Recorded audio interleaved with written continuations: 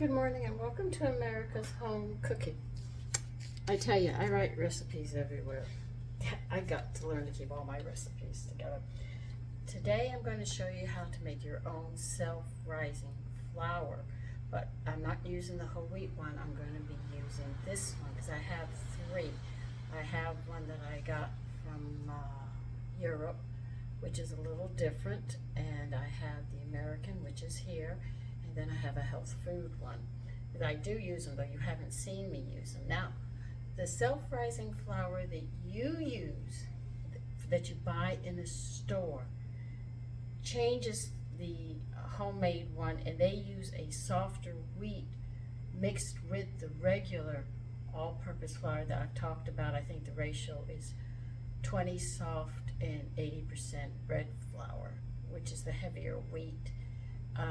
The soft wheat is more of the cake flour, and they add some, well, I'm going to call it cake flour, but if you want, I'll call it soft wheat. So they mix soft wheat with the hard wheat to give it a lighter texture. So if you're a bad cook and you buy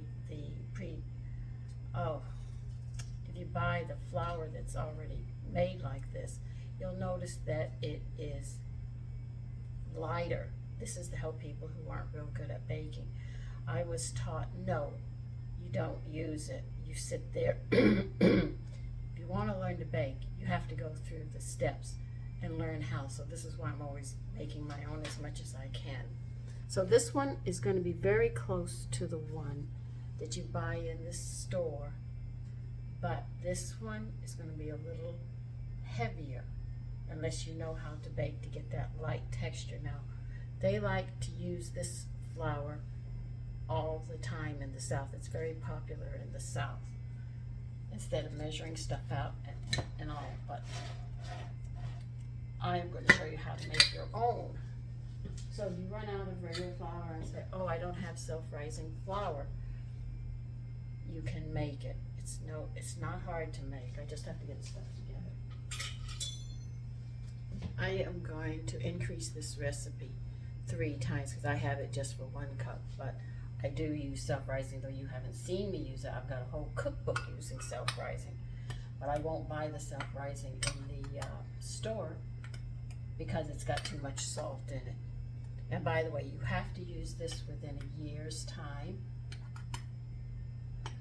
because the ingredients do have a expiration date. So you can make your own self-rising if you wish. Like I said, I prefer. So we need 3 cups of all-purpose flour.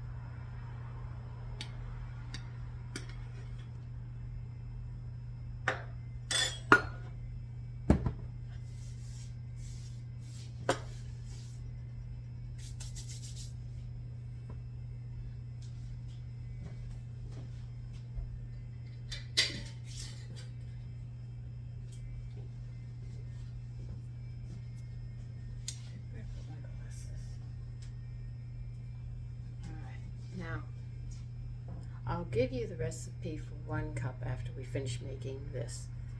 Now we are going to add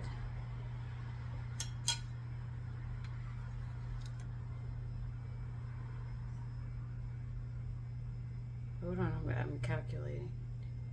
I'm going to 3 it, so that's 3. You need 4.5 teaspoons of, wait a minute, wrong one. You need, I have the wrong jar. You need 3/4 of a teaspoon of salt.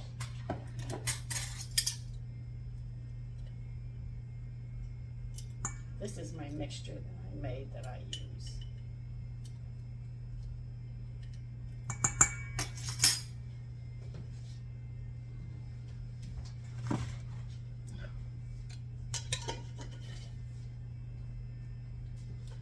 using this baking powder, we need 4.5 teaspoons of this.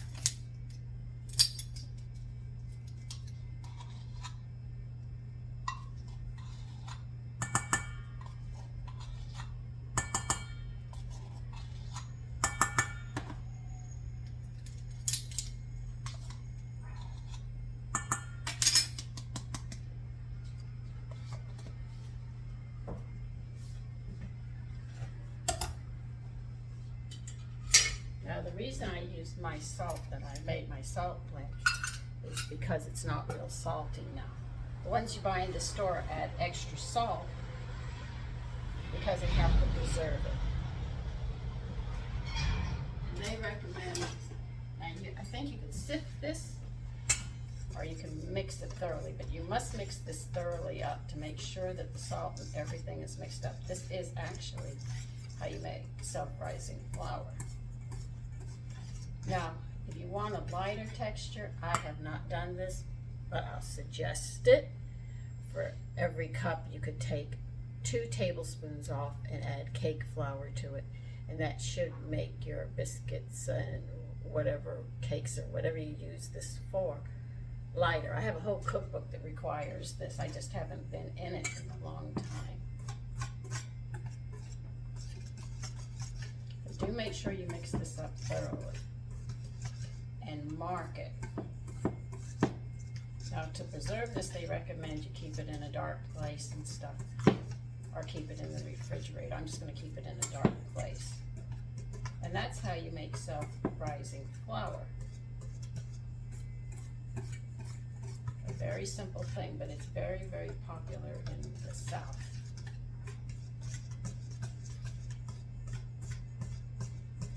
But the reason I use my kelp is it has a lower sodium and it has a higher iodine by that mixture that I have spoken to you about how to make a salt blend.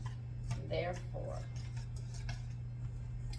it's easier on the system if you have high blood pressure and stuff, because this stuff you buy in the store that's pre-made has a lot of salt in it.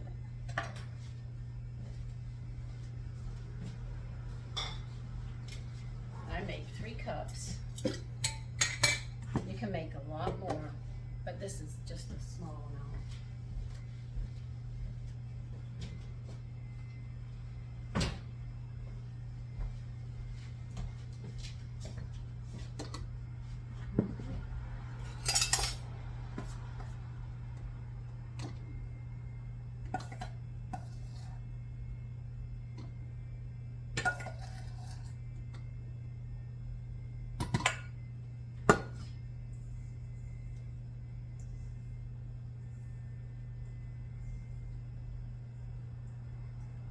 So, self-rising was not real popular with me, but they said 100 years ago it was extremely popular.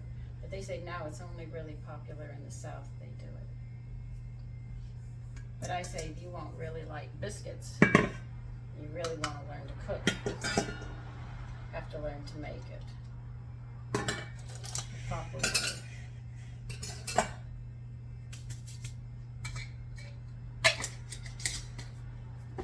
Let me get a pen and mark this.